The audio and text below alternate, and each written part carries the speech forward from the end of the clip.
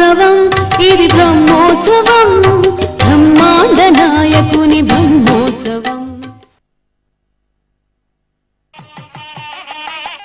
పాహిమాం వెంకటాధీశ బ్రహ్మోత్సవ జనార్దన ఆత్మబంధో కృపాసింధో సతతం తే నమో నమః.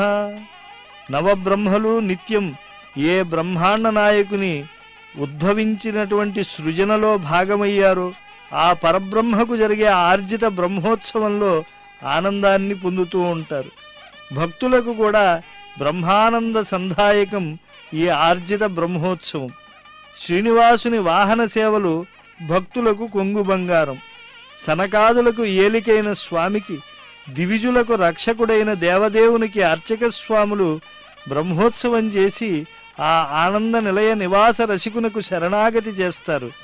వైభవోత్సవ మండపరాయుడు వెంకటాచలపతియే.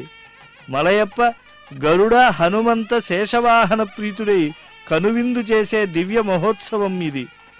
వజ్రంబునకు ఈక వేసిన బలశాలి, గజగచ్చపాసన ఘాతుకుండు, జనని దాస్యంబు నీగిన కులశ్రేష్ఠుండు, దుర్లభామృత పశ్యతోహరుండు, కమలాప్తు సారథి గారాబు తమ్ముండు, కశ్యపకృత పుణ్య కర్మఫలము, సకల శకుంతౌఘ సామ్రాజ్య ధౌరేయుడు, అహిమృగయా వ్యసనాకులుండు, అంతటి గరుక్మంతునిపై జగన్మోహనుడైన శ్రీవారి సేవ సకలాభీష్ట సిద్ధిని ఇస్తుంది.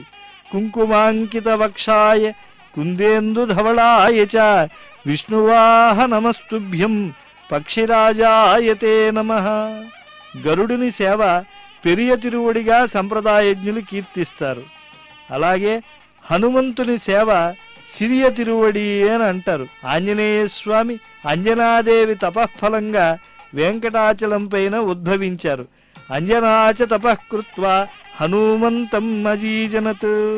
ఆంజనేయ స్వామి వారు ఎంతో వేగం కలిగినటువంటి వారు కనుక ఆయనపై ఉండే శ్రీనివాస స్వామిని దర్శించినటువంటి వారు కూడా ఎన్నో మహాఫలాలను పొందుతూ ఉంటారు. బుద్ధిర్బలం యశోధైర్యం నిర్భయత్వం అరోగత అజాడ్యం వాక్పటుత్వంచ హనుమత్స్మరణాద్ భవేత్.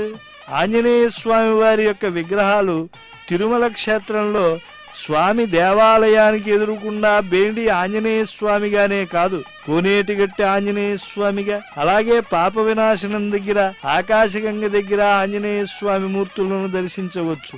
అలాగే తిరుమల ఆలయ పాలనం చేసినటువంటి వారు, నేటికి సేవలలో పాలు పంచుకున్నటువంటి ఆ యొక్క మహంతులు ఆంజనేయ స్వామి వారి ఉపాసకులు.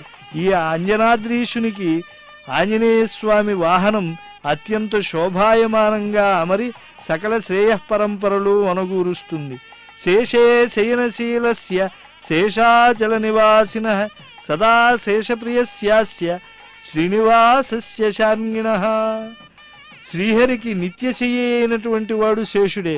అందుకే బ్రహ్మోత్సవాదుల్లో పెరియ శేషవాహనంగా, సిరియ శేషవాహనంగా శేషుడు 2 సార్లు కనువిందు చేస్తూ వాహనస్థానీయుడవుతాడు.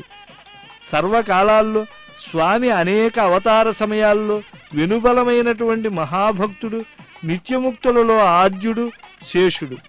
అందుకే తొలి వాహనంగా కూడా ఆయనకు ఎంతో కీర్తి ఉన్నది. శేషశేషి అయినటువంటి ఆ శ్రీనివాసుని ఆరాధన దాస్యభక్తిని కటాక్షిస్తుంది.